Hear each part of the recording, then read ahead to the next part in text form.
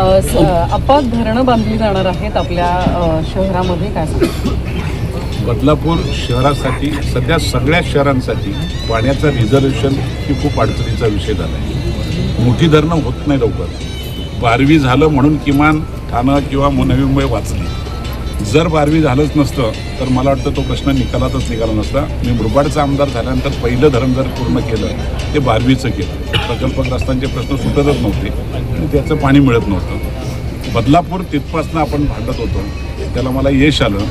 आपण बदलापूरला स्वतःचा पाणी पुरवठा उपलब्ध व्हावा, रिझर्वेशन आपलं स्वतःचं राहावं, अशा प्रकारचा प्रयत्न होता आणि राज्याच्या मुख्यमंत्र्यांनी आपल्याला त्यासाठी निश्चितपणे निधी देण्याचं मान्य केलं.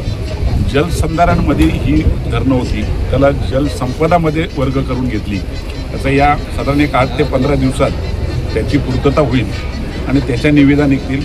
त्याचे फॉरेस्टचे प्रश्न आहेत, त्या फॉरेस्टच्या जागेचा प्रश्न मार्गी लागून बदलापूरला एकूण जवळजवळ 40 MLD पाणी हे बदलापूरला स्वतःचं उपलब्ध होईल. त्याच्यामध्ये इंदगाव, नंबरवाडी, चिंचवली, येवे आणि 5वं आसनोलीसुद्धा आहे, पण त्याला थोडा उशीर लागतो आहे.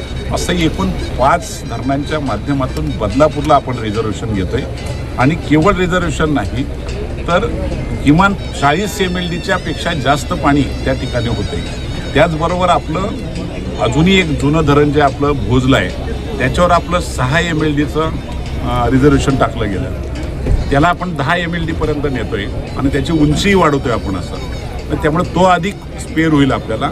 त्याच्यावर योजना करून आता ती तातडीने करून ग्रॅव्हिटीने भोजचं पाणी उचलायचं आणि त्या योजनेचं पाणीसुद्धा पूर्ण आपल्या खरवई, रोहिली, मानकिवली, शिरगाव या भागाला भोजवरून पाणी देण्याचा प्रयत्न करतो आहे. याचीसुद्धा लवकरात लवकर गती घेतो आहे आणि सगळ्यात महत्त्वाचं स्वतःचं पाणी पुरवठा असलेलं धरण, ही सगळी धरणं बदलापूर महाराष्ट्रातली पहिली नगरपालिका असेल की त्या शहराचा स्वतःचा उद्भव तयार झाला आहे. मोठ्या मोठ्या महापालिकेनं अजूनपर्यंत स्वतःचा उद्भव नाही आहे आणि त्यामुळे ते दुसऱ्याच्या याच्यावर अवलंबून राहतात. आपणही दुसऱ्यावर अवलंबून आहेत आता.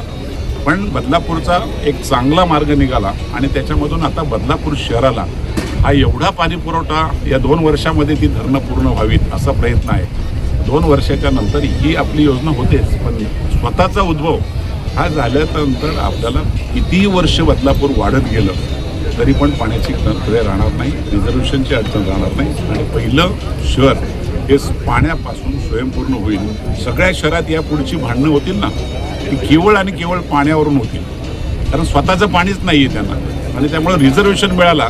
काळू धरण आता मार्गी लागायला प्रयत्न चालले आहेत, पण त्याला व्हायला सुद्धा अजून किमान 8-10 वर्ष जातील. उशीर होईल, पण त्याला किती वर्ष लागतील त्याचा 2047च्या पुढचा आकडा आहे. म्हणजे 2047ला पण होणार नाही, 57च्या पुढे जाईल तो.